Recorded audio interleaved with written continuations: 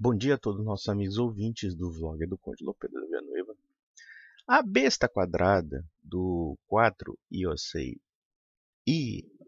Flórida, né, respondeu um vídeo falando inúmeras bobagens, como seria de esperar de uma figura completamente ignorante e estúpida, cheia de palpites e também com uma bibliografia muito inferior e de muita má qualidade no que diz respeito aos aspectos acadêmicos.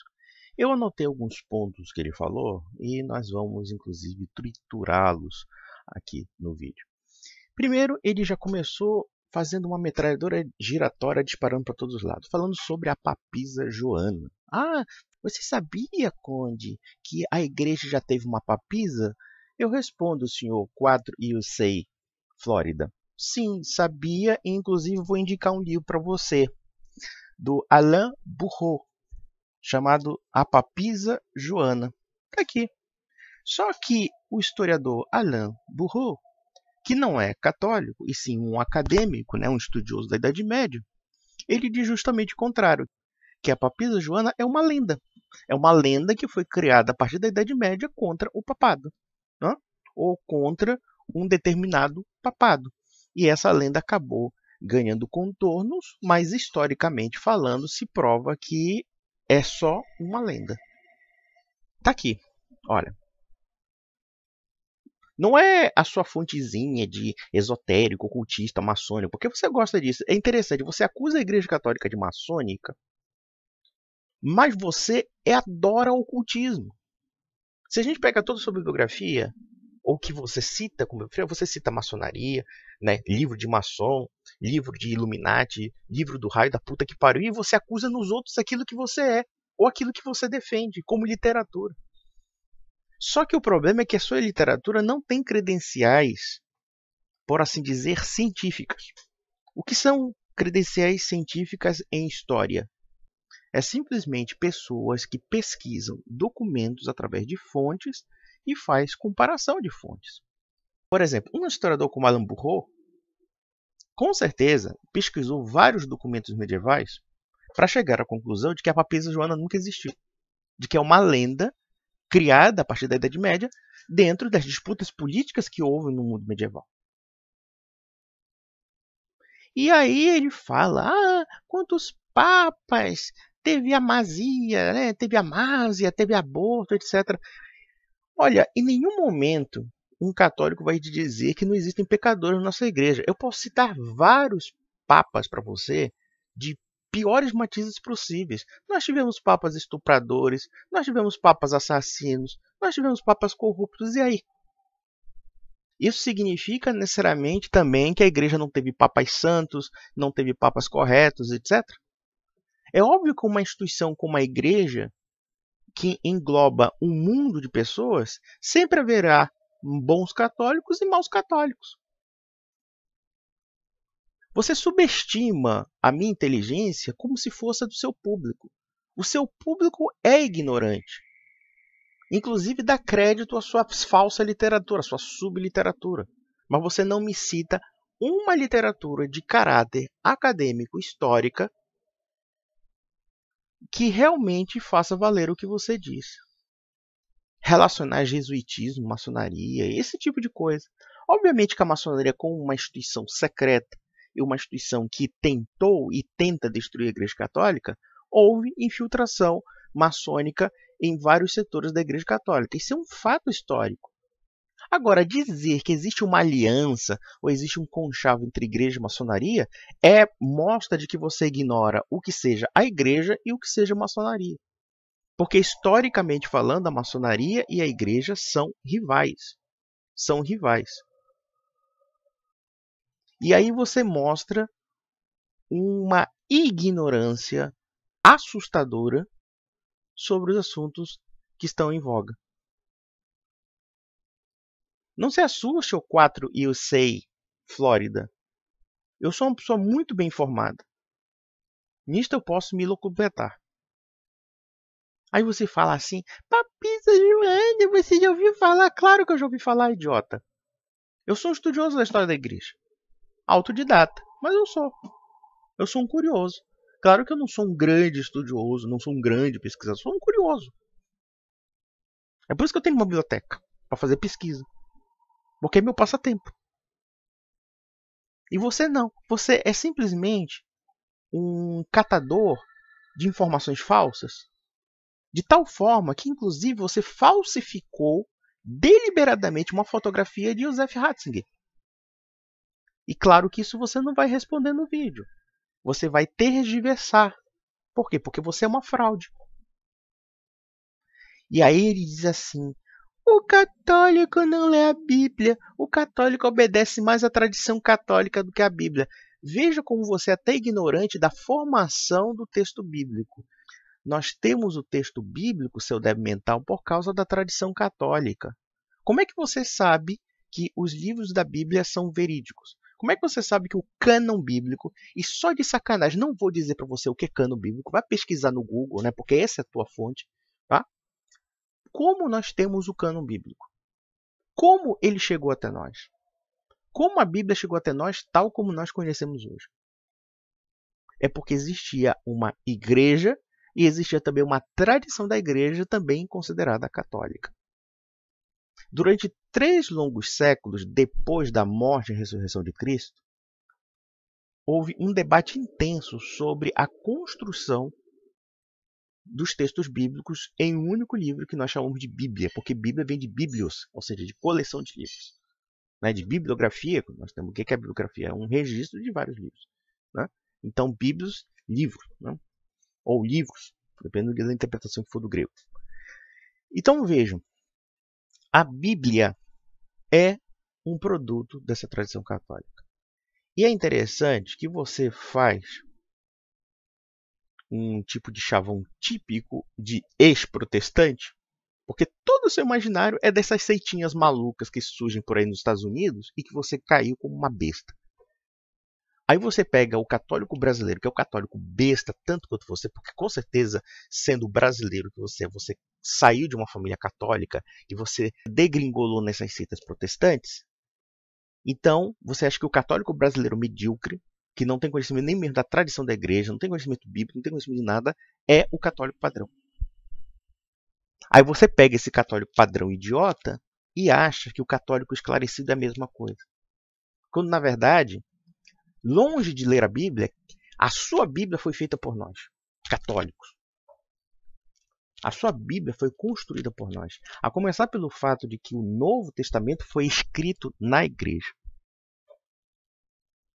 Veja lá Atos dos Apóstolos. Veja lá a carta de São Paulo aos Romanos. Aos Romanos por quê? Porque havia uma igreja em Roma, não é mesmo, seu débil mental? Havia várias igrejas, naturalmente, claro, várias dioceses, porque era uma igreja. Havia várias dioceses, porque só havia uma igreja. Quando a Bíblia fala de 7 igrejas ali, está falando de 7 dioceses, porque, na verdade, a própria Sagrada Escritura diz que só há uma igreja. Cristo não edifica as minhas igrejas, edifica a igreja. Uma igreja, única igreja, corpo místico de Cristo.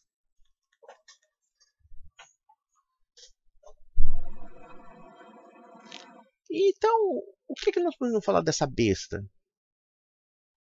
Eu penso que ele pegou alguém que está revelando as suas fraudes. Vejam que quando eu exponho sobre a Igreja Católica, em nenhum momento eu escondo os podres dos papas, os podres dos cardeais, como também ele cita aí uma obra falando sobre a homossexualidade no Vaticano. Quem é que nega isso? Inclusive o Papa Francisco já falou sobre isso. Falou que existe inclusive um lobby gay no Vaticano. Mas vamos pensar, vamos raciocinar, né? Não da forma capciosa e deformada do senhor Gustavo, né? Esse é seu nome. Mas sim porque o movimento LGBT infiltra lobby gay no Vaticano. Porque o movimento homossexual sabe que o Vaticano é uma das poucas resistências à sua agenda política. Não é que os padres sejam gays, não é que os bispos sejam gays. É que eles sabem que para destruir a Igreja Católica eles têm que se infiltrar por dentro. Como fez também a maçonaria. Como faz também a maçonaria. Sendo uma sociedade secreta E quando nós conjecturamos uma sociedade secreta, nós estamos falando de uma sociedade em que quem manda nessa irmandade, na verdade, é um poder secreto, logo você não sabe quem está mandando. Então, eles agem na surdina, cooptando pessoas apóstatas dentro da Igreja Católica. Como, aliás, o que mais houve foram apóstatas dentro da Igreja. Mas, mesmo assim, a promessa de Cristo se manteve. As portas do inferno jamais prevaleceram sobre a Igreja. E a Igreja teve crises aqui absurdas. As piores crises que você possa imaginar. O Papa Francisco, perto disso, perto do que a Igreja já passou, é pinto.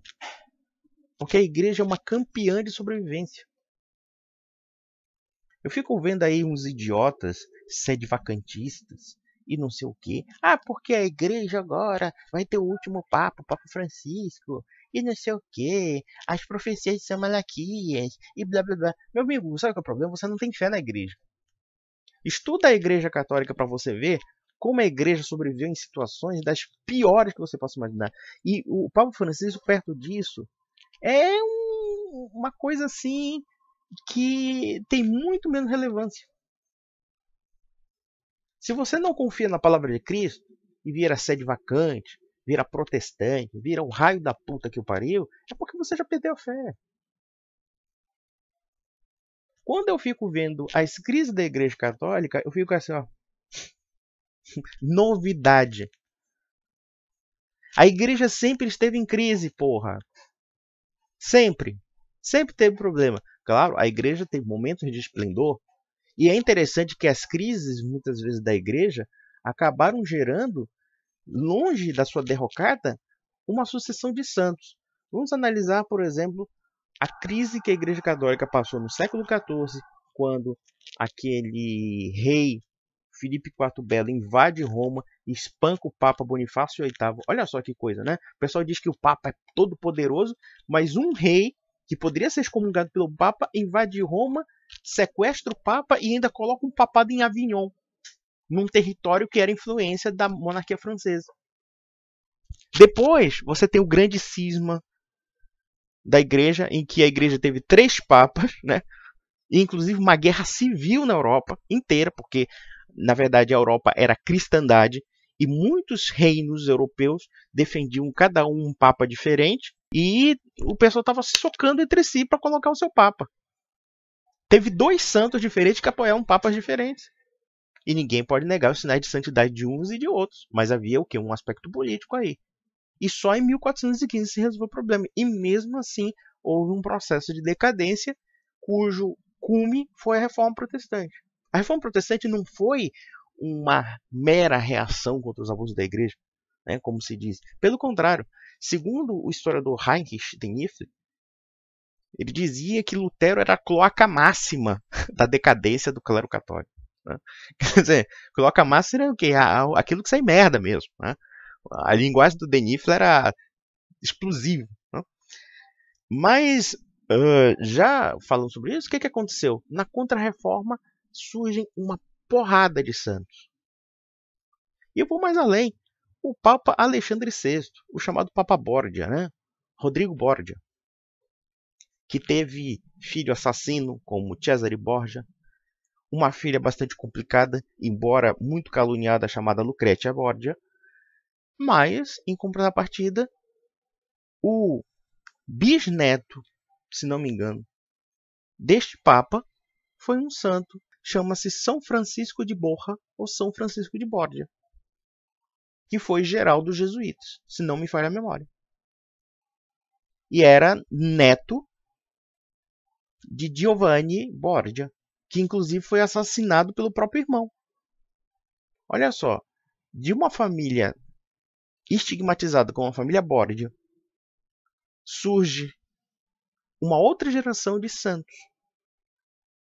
São Francisco de Borja, duque de Gandia, que era, por assim dizer, uma espécie de pajem da imperatriz Isabel de Portugal, que era esposa de Carlos V, imperador do Sacro Império Romano Germânico e rei da Espanha, e um homem muito devoto pela rainha, muito pio, né? Um homem muito religioso, muito pio, E quando a rainha morre, a rainha imperatriz morre, e segundo reza a lenda, quando ele viu o cadáver dessa senhora, ele disse: Eu jamais servirei a um senhor que morre. E anos depois, quando ele ficou viúvo, largou tudo, abandonou o título de duque e virou jesuíta. Será que algum protestante é capaz de esse tipo de hombridade? Com doutrina da prosperidade, nego só pensando em encher o cu de dinheiro? O cara renunciou a tudo. Passou pro filho dele o título de nobreza. Olha, fica. Não quero mais saber disso, não. Agora eu sou religioso. Acabou. Vou me dedicar somente exclusivamente a Deus. Isso é a Igreja Católica. Aí tem esse pé da merda querendo me ensinar a história da igreja. Toma vergonha na tua cara, Gustavo. Você é uma besta. Você não me acrescenta nada. Há muita gente que acrescenta mais a mim do que você. Porque eu também sinto na necessidade de aprender muito ainda. Muito mesmo. O que eu sei é muito pouco. Muito pouco. Agora, você, muito menos ainda. Então, meus amigos, é isso. E até a próxima.